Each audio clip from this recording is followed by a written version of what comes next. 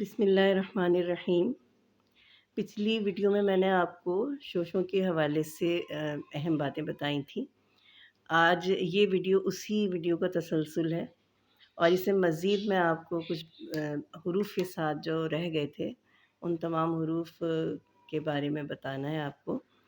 دیکھیں، میں نے آپ کو بتایا تھا کہ آدھی شکل جو ہوتی ہے وہ ہر جگہ کام نہیں آتی ہے۔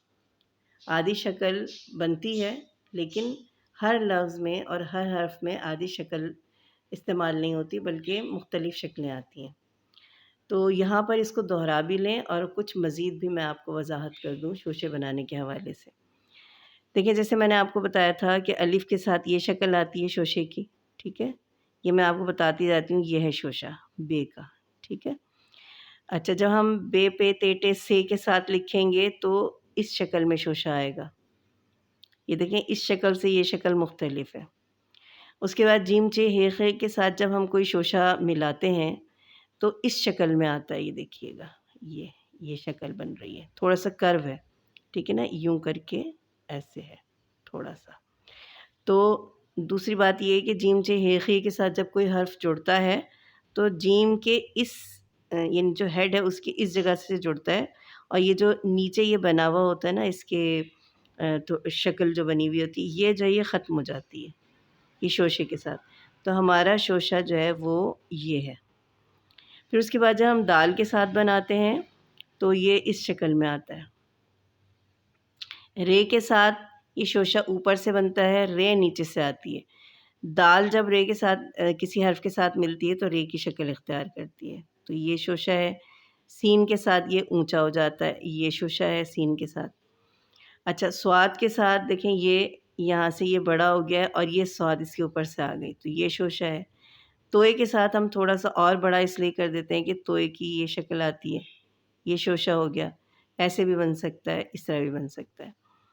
یہ عین کے ساتھ یہ تھوڑا سا اور اونچا جاتا ہے نا، یہ عین کے ساتھ بن گیا، یہ شوشہ ہے۔ فے کے ساتھ یہ اسی طرح سے تھوڑا سا اوپر جائے گا، اور قاف کے ساتھ جو ہے وہ بھی اسی طریقے سے ہوگا، ٹھیک ہے؟ نون کے ساتھ یہ نیچے کی طرف آ جاتا ہے، چھوٹا ہو جاتا ہے، یعنی کہ گاف کے ساتھ گاف کے ساتھ جب ہم کوئی شوشہ بناتے ہیں تو یہی شکل جو ہے وہ نون کے ساتھ نون کی یا بے پے تے ٹے سے کی لام کے ساتھ مل کے بنتی ہے۔ میم کے ساتھ شوشہ ایسے آ جاتا ہے، یہاں اوپر کی طرف کرو ہوتا ہے، ٹھیک ہے؟ یہ اس شکل میں بن گیا۔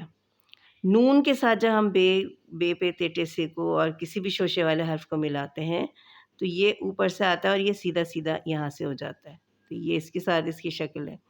واو کے ساتھ یہ اوپر اٹھ گیا، ٹھیک ہے؟ یہ اس کی شکل آ گئی شوشے کی۔ یہ کے ساتھ ہم لکھتے ہیں، اس طریقے سے لکھتے ہیں، ایسے بھی ہو جاتا ہے، یہ چھوٹا بھی بن سکتا ہے، ٹھیک ہے؟ لیکن یہ اوپر اٹھتا ہے تھوڑا سا، یہ شکل ہے اس کی۔ اچھا، ابھی میں نے آپ کو بتایا تھا میم کے ساتھ جب ہم شوشہ بناتے ہیں تو یہ اوپر کی طرف کرو ہوتا ہے، اور جب چھوٹی یہ کے ساتھ کوئی شوشہ لگاتے ہیں تو یہ اس شکل یعنی اس طرف جو ہے نا، اس کو یہ کرو ہو جاتا ہے تھوڑا سا۔ تو بڑی اے کے ساتھ جب ہم بنائیں گے تو یہ شکل بڑی اے کی ہے نا، یہ یہاں سے یہاں تک، یہ ذرا سا ہم جو اٹھاتے ہیں یہ شوشہ بن جاتا ہے، یہ بڑی اے کا شوشہ ہے۔ ہم اس طرح نہیں کر سکتے کہ بے کے ساتھ یعنی کہ کوئی شوشہ بڑی اے کے ساتھ ملائے تو ہم کہیں ہم یوں لکھیں گے، ایسے نہیں لکھتے نا، یہ غلط ہو جاتا ہے۔ یہ جو ہے یہ شوشہ جو ہے وہ بس یہ اتنا سا ہوتا ہے نا، اور یہ بڑی اے یہاں سے جو ہے اس کی جڑ جاتی ہے۔ تو بچوں کو بھی سکھاتے ہوئے آپ بے شک انہیں بتا دیں آدھی شکل، کہ آدھی شکل یہ ہوتی ہے بے کی یا بے پے تے ٹے سے کی۔ نون کی آدھی شکل نون کی بھی یہی بنتی ہے۔ تو لیکن جب بچوں کو حروف کے ساتھ حروف جوڑنا سکھائیں گے تو اس میں خاص کر جب شوشے والے حروف جب آپس میں جڑتے ہیں تو ان کی شکلیں مختلف ہو جاتی ہیں۔